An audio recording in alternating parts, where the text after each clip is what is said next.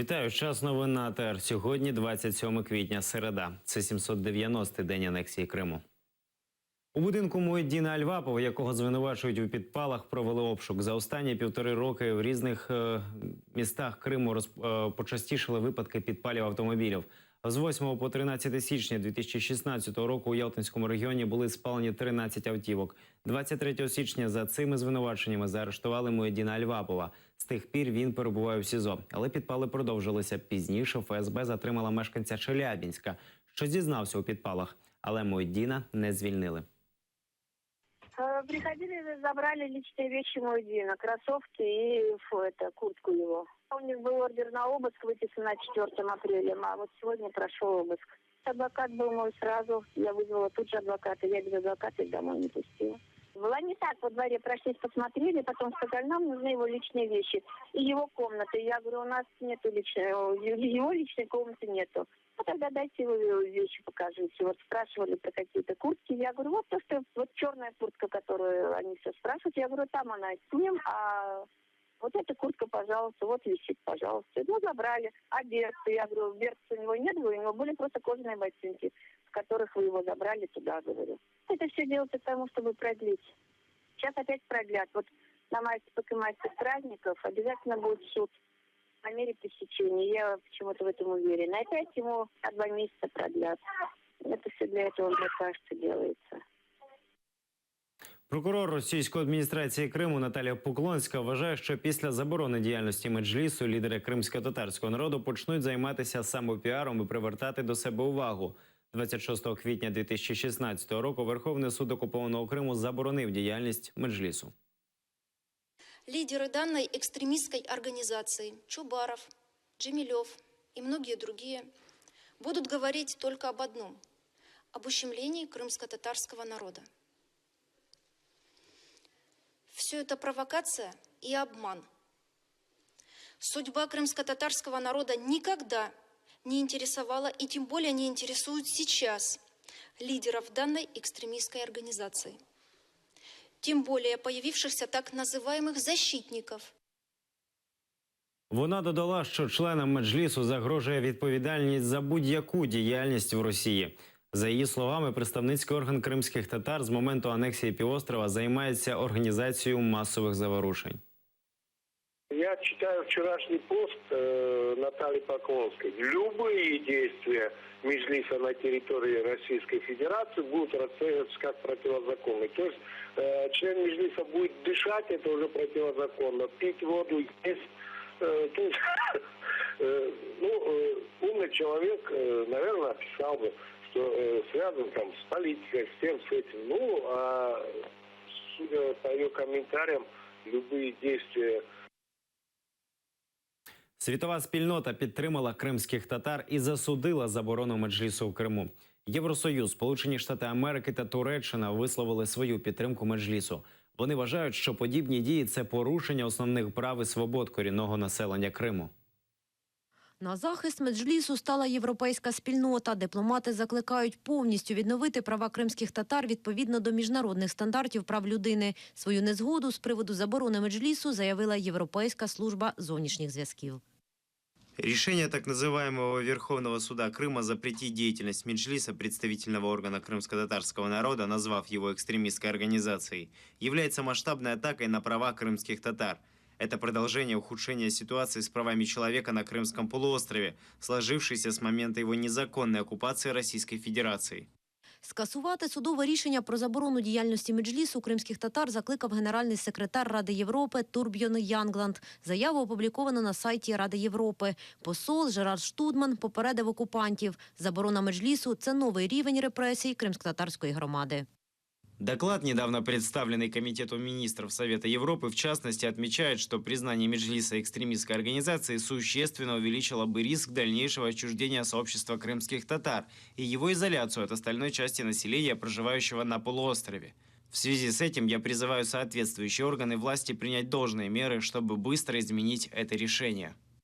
У Міністерстві закордонних справ Туреччини заборону на діяльність меджлісу назвали спробою залякування кримських татар. Анкара вважає рішення суду останнім кроком, який спрямований проти єдності й цілісності кримських татар.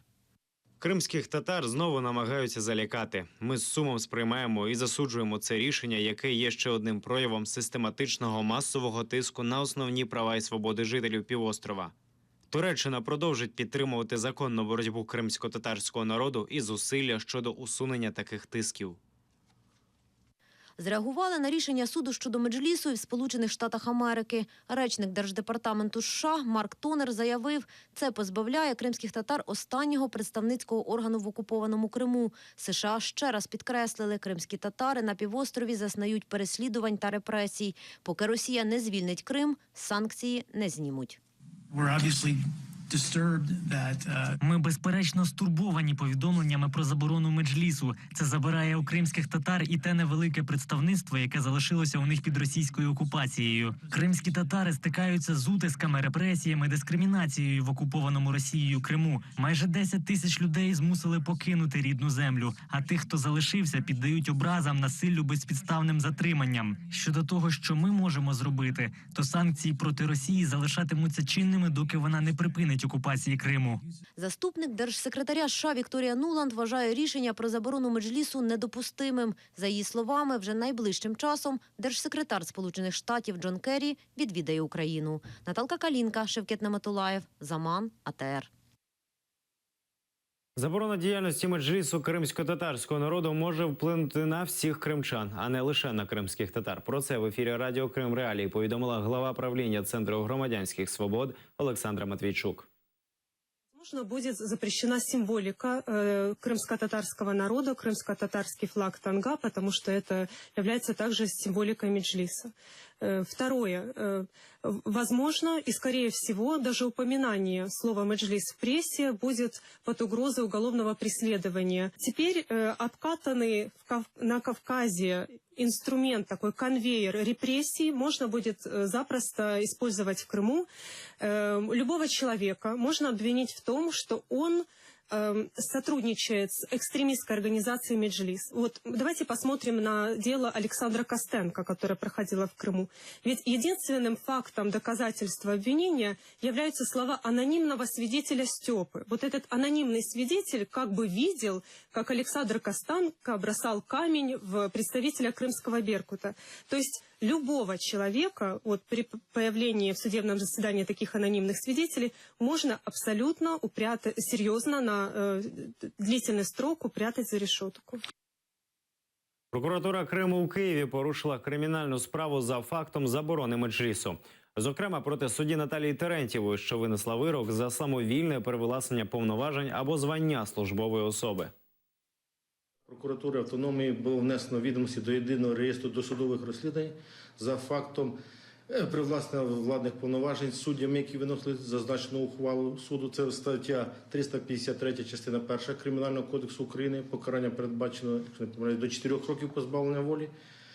А також за статтею 161, частиною 1 Кримінального кодексу України, покарання якої передбачено до 5 років позбавлення волі, відкрито кримінальне провадження, відомості внесені в ЄРДР стосовно Наталії Терентьєвої, яка була головуючою у складі 3 суддів, які ухвалили відповідне рішення про заборону Меджлісу. Стосовно інших 2 суддів також буде проведена перевірка, і рішення щодо них додатково будуть внесені до реєстру досудових розслідувань.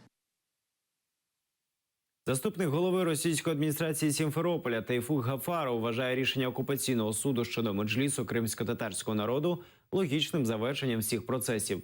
Він також зазначив, що не бачить потреби публічно відмовлятися від членства в організації, бо його вже давно виключили з Меджлісу, і його дії він не підтримує. Тейфух Гафаров був керівником юридичного відділу Меджлісу. У серпні 2014 року він став російським віце-мером Сімферополя. Гафарова не виключали з Меджлісу, а призупинили членство. Абсолютно логическое завершение ситуации после терактов, совершенных на границе с Крымом после всех блокад, поставлена точка в форме судебного решения. Логическое завершение всех тех процессов, которые вели к отторжению народом данной организации, поскольку она не представляла практически интересы крымских татар. Москвичі заступилися за кримських татар і пообіцяли Путіну Гаагу. Група московських активістів записали відеозвернення, в якому попросили вважати себе кримськими татарами. Із плакатом «Руки геть від кримських татар» громадські активісти нагадали про репресії щодо кримчан і висловили свою солідарність корінному населенню Криму. Генпрокурор Крыма, госпожа Поклонская, своим волюнтаристским решением объявила вне закона Меджлис крымских татар, приравняв его к экстремистской организации. Мы, группа московских гражданских активистов, вышли сегодня с крымско-татарским флагом, чтобы выразить свою солидарность коренному населению Крыма. Мы здесь собравшиеся просим считать нас всех крымскими татарами, и мы требуем прекратить этот произвол. Руки прочь от крымско-татарского Меджлиса. Мы уверены, что те, кто виновны в аннексии и оккупации Крыма, вот все эти господа, начиная с Путина, они все предстанут перед Гаагским трибуналом, как военные преступники. Крым – це Украина. В понедельник, 18 апреля, Меджлис крымско-татарского народа был объявлен экстремистской организацией. Я выражаю свое несогласие с этим, а также свою поддержку крымским татарам, которые имеют полное право на национальное самоопределение, на то, чтобы Крым был крымско-татарским. Сталин депортировал крымско-татарский народ в 1944 году. Сейчас все стремительно идет к тому, что это повторится. Мы проваливаемся в сталинизм. И поэтому я призываю всех адекватных россиян поддержать крымско-татарский народ. А прошу считать меня крымской татаркой. Крым – Украина. Русские вон из Украины. У соціальних мережах з'являється все більше публікацій з хештегом «I'm Crimean Tatar» – «Я кримський татарин». Так, інтернет-користувачі висловлюють свою підтримку кримсько-татарському народу після того, як стало відомо про заборону діяльності Меджлісу в Криму.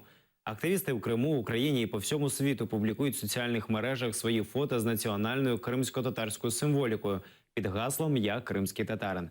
До акції приєднуються громадські діячі, журналісти, працівники державних і дипломатичних відомств.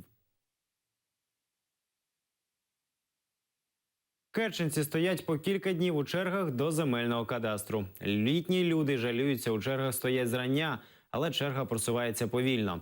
Мешканці намагаються дотримуватися списку, але багато хто не витримує і йде, тим самим порушуючи чергу і створюючи плутанину. Працівники Керченського відділення російського Держкомреєстру кажуть, черга утворилася через відпустку одного з спеціалістів.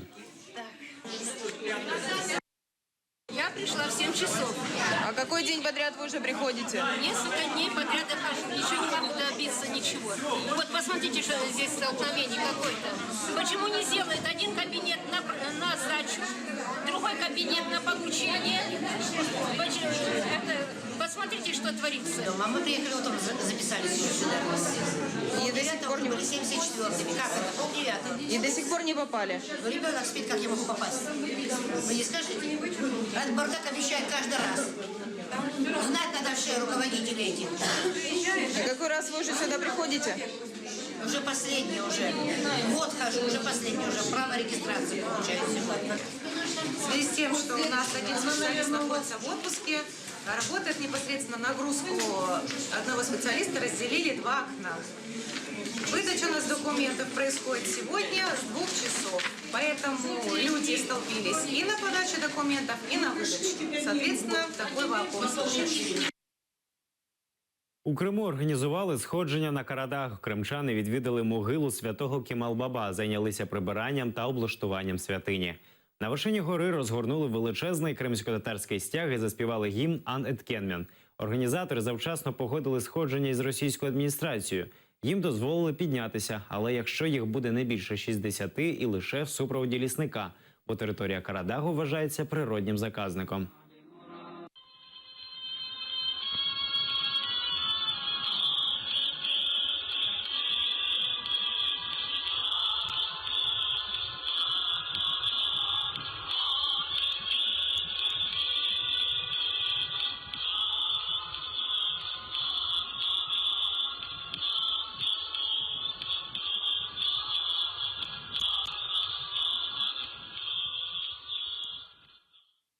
Російські прикордонники обмежили пропуск машин на адміністративному кордоні в Крим.